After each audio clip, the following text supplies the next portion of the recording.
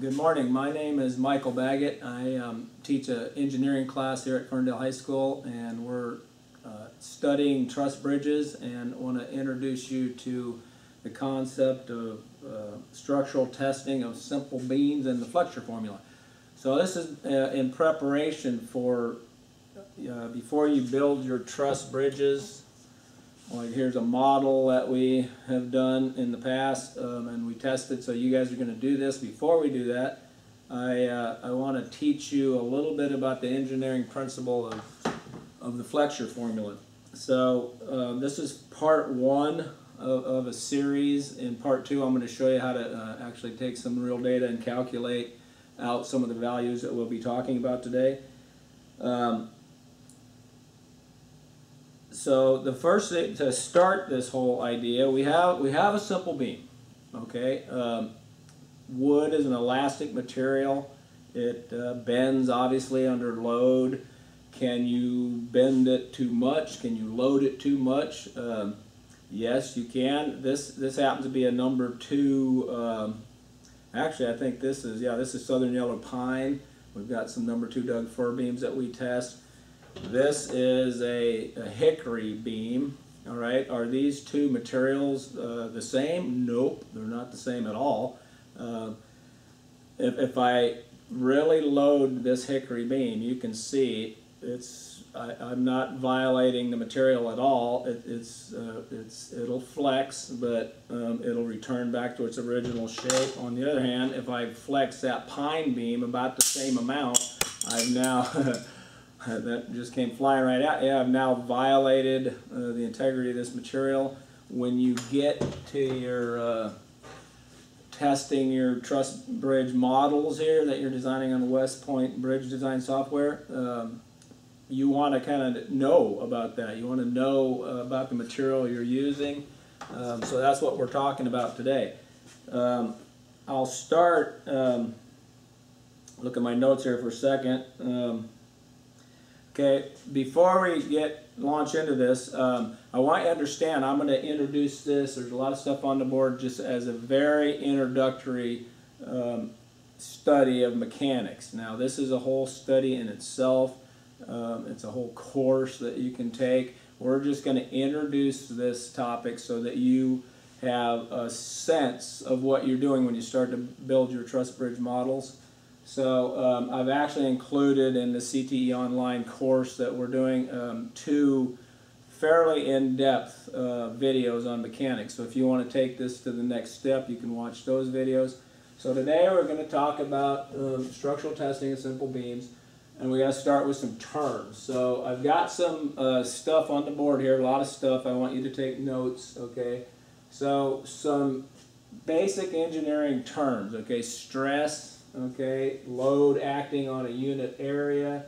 So I've drawn a little drawing of a board we're loading. P is the variable for load. So if I put numbers of this, the load P divided by the area. So this is a 4 square inch block we're loading with 2,000 pounds. You get a stress on this material 500 pounds per square inch, or PSI. I'm sure you're familiar with that term. The next term we want to look at is strain. This is unit of deflection per unit of length. Again, I've strained the beam. How much deflection? Okay, we'll look at this as variable Y. How much does it deflect or bend?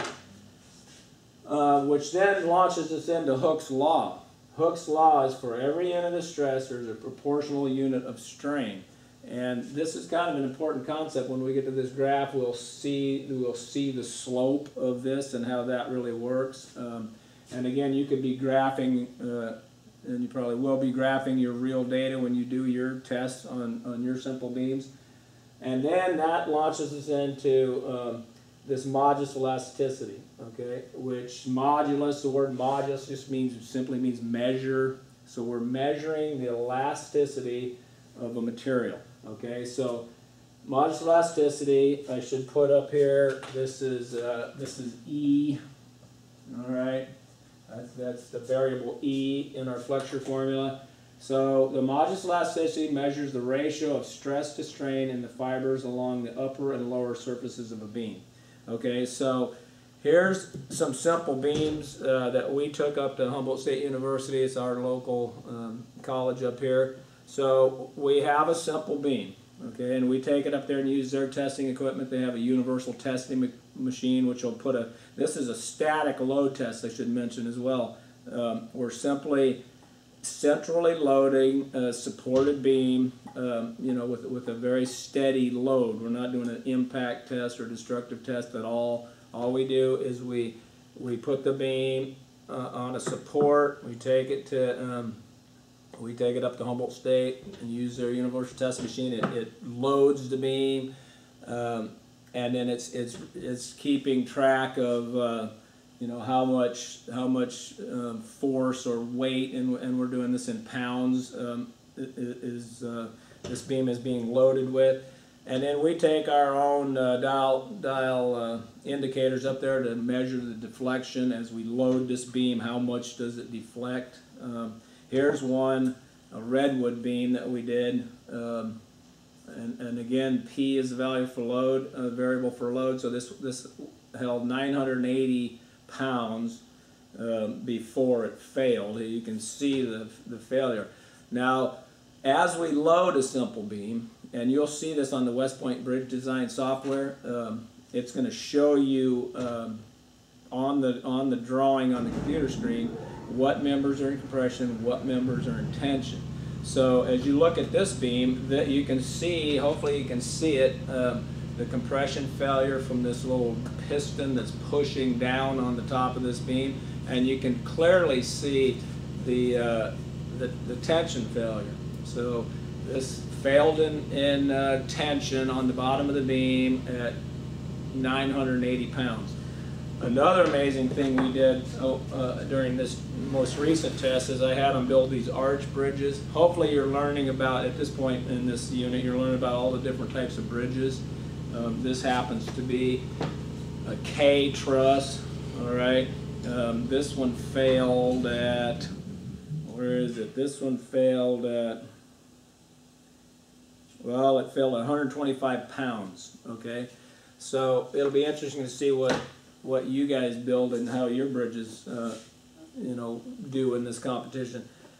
This is an arch bridge. You can see how all these blocks are just sitting here.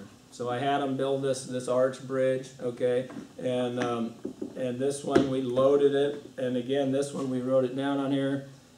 It held 4,320 pounds, and the only thing, this thing was creaking and groaning and moaning and groaning, and the only thing that failed, really, you can see the compression failure here. You can see the tension failures of this particular block. Very fascinating. The professor at Humboldt State, he was asking us, do you want to keep going?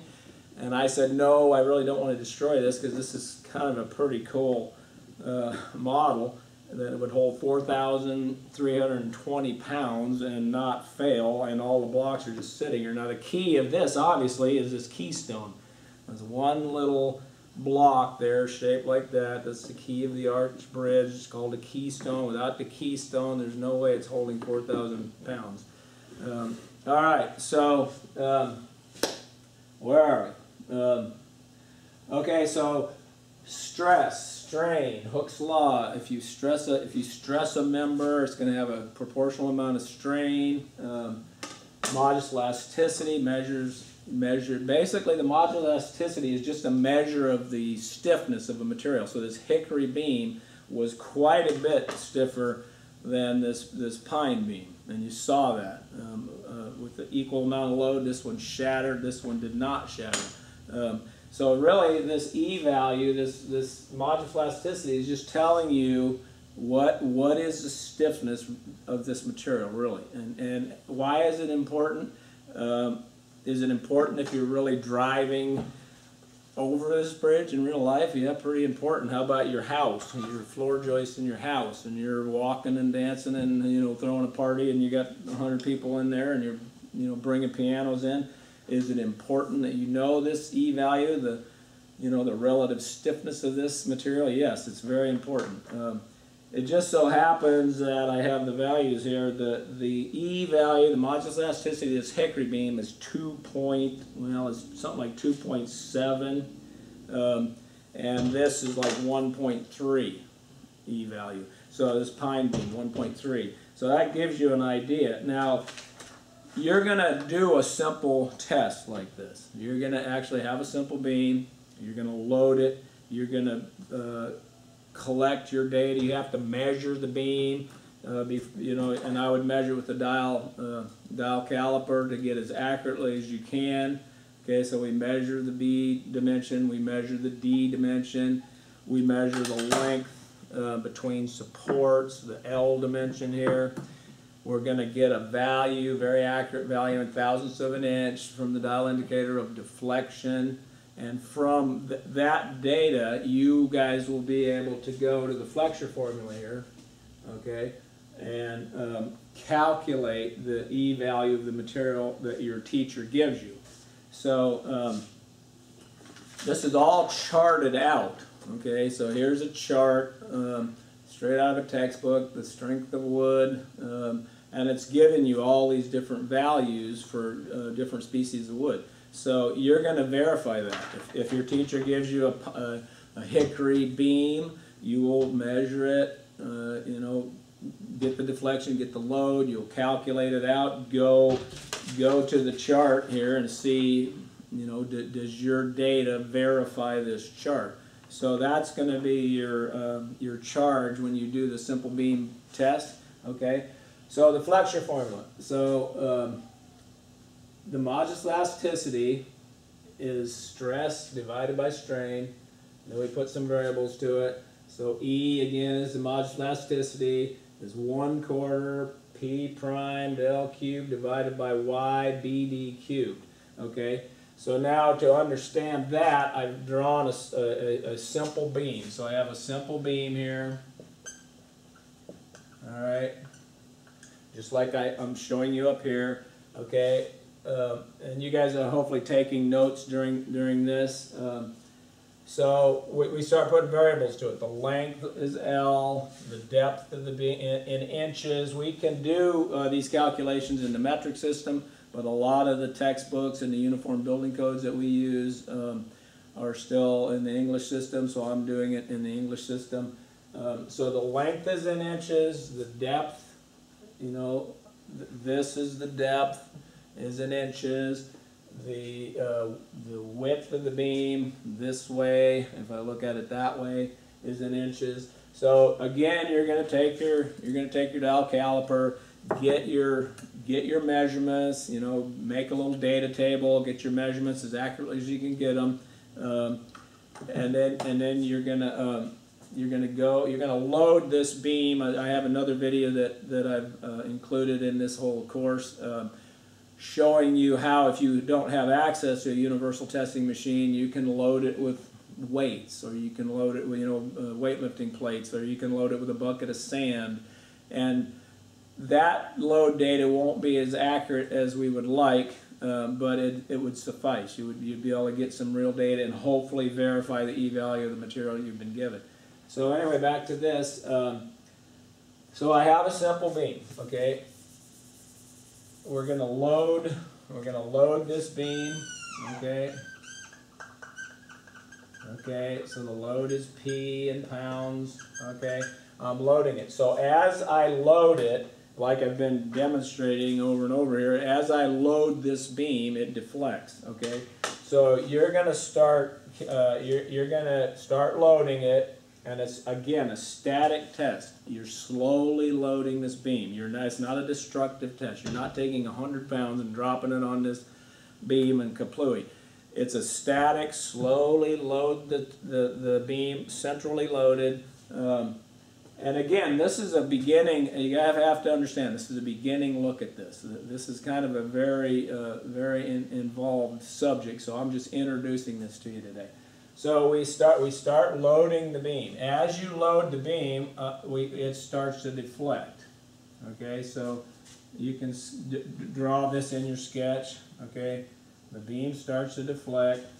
Okay, so that would be the beam now deflecting. So this this deflection, okay, from there to there, okay, that deflection is little y, okay. So now if we go back up to the flexure formula, you've got the modulus elasticity equals 1/4 times the load, and P primed I'll talk about in a second when we get to this graph. So to calculate the modulus elasticity, pretty simple test. This little structural test on a simple beam is not terribly complicated, but it's kind of cool to be able to verify the textbook values that you're going to prove it. You're going to do this test and you're going to prove it. And we've come just very, very close to this in our testing. So anyway, modulus elasticity 1/4 P times L, load times length, divided by the deflection, I should put in inches, the deflections in inches, times the width of the beam, times the depth of the beam cubed. So you do the math, you take your data, you do the math, you're going to end up with a huge E value. Like it'll be, you know, 1 point, like I said, for this pine beam that we just shattered is 1.3 times 10 to the 6 psi. Now this number is not the actual stress that this beam can sustain. It's the, like we defined, it's the strain. It's the strain in the upper and lower fibers, the very upper and lower fibers of the wood. So it just gives you a sense of how stiff is this beam, how elastic is the beam. You can say it either way. Okay. Okay. So the flexure formula in part 2 of this series, we're gonna take some data, and I'm gonna show you how you would calculate other values. Like you're gonna be handed out. Your teacher will hand you out, you know, the derivation of the flexure formula in a worksheet, in a handout like this, and you'll be able to calculate not only the E value of the material, but the modulus of rupture, the maximum bending stress sustained at failure, the fiber stress at the proportional limit, the load carrying capacity of a simple beam, which is kind of cool. I'll give you some problems where I say, okay, you got to build a beam bridge to get across the river to get to your house, okay, and so it'll be, you know, what size, what is the load carrying capacity? If you got a board this big you're going to put across the river, what load can this beam safely handle? So that's kind of a fun calculation. And then you can also calculate how much is the beam going to deflect. If I load it with a certain load, how much, you know, if I give you a hickory beam and I say you're going to put 1,000 pounds on this thing, how much is it going to deflect? Okay. So you'll in the next session we'll do all that kind of stuff. But to finish this up today, if we graph the data of this stress strain situation, and hopefully that's what you're getting out of this today, that we're stressing, we're looking at stress and strain. We're looking at deflection. We're looking at load. We're trying to see what happens to this material when we do that. So if we graph the data, okay, the strain would be on this axis, and it's again the Y, the deflection value, the deformation value, you could say as well. The stress, the load, P in pounds, is on this axis. Down here in the deformation, I can just tell you right now, it's in thousandths of an inch. Like if we load this oak beam here, you know, we've got it here and we load it, you know, how much you think this thing's going to deflect under you know, even thousands of pounds? Not very much. It's not deflecting very much. Wood is an incredibly strong material, and for its weight, it's really one of the strongest materials. It's why we use it throughout the world to build all kinds of stuff. It's an incredible material. So these are actually kind of fun tests that we're doing. So anyway, we graphed the data. We got strain, you know, deflection here, stress, load here. So this will be the graph of the data. If you took the data, and this is what the universal testing machine helps you do, is get real data that you can graph, is you're going to get a line with this slope. The slope of that line is the E value, the modulus elasticity of the material. Okay? And again, down here, the ratio of stress to strain the fibers in the upper and lower beam surfaces of the beam, and Hooke's law is it's a proportional deal. So this would be that proportionality, the slope of the line. Another term that hopefully you can see this here, but at some point I have an elastic material. I load it, stress it, and at some point, now it returns to its original shape. At some point, the load will deform this material to a point where it cannot return to its original shape. You've kind of violated the elastic limit of the material, and this is the proportional limit. So again, the universal testing machine will help you to find that exact point. It's a big machine, the gauge is kind of going as it's loading the material, and it'll go boom. You've reached the proportional limit. But now we know that you've violated the elastic range of the material. So now if I let go of the load, it does not return. It does not come back. That's the proportional limit. Okay, so that's P prime in this equation. So now in your data, if you load it with a bucket of sand, you're just going to get a very rough load data, but it's still amazing how accurately you can verify the E-value of a material. So hopefully you can go do more sophisticated testing. So anyway, we're loading, Hooke's law, proportional. We reached the proportional limit. Okay, so now the material is not going to return to its original shape, and now we keep loading. We get to the maximum load, like I did here, where it fails. And once it fails, especially on the universal testing machine, the gauge is like this, and the dial's going up, and there's this other dial that drops off at the proportional limit, and then this dial keeps going up until crack. You've now totally violated the material, and you've ruptured it like this, and so then it just falls. This needle is just going. This one falls off the proportional limit. This one now it falls off. Well, it actually sticks up there. It just goes boom. That's the maximum load. That's P max. Okay, so pretty cool to get that data, because you can then get some pretty accurate. You can get the numbers just like dead on the money. To compare, your material to the table value, you can get it pretty close.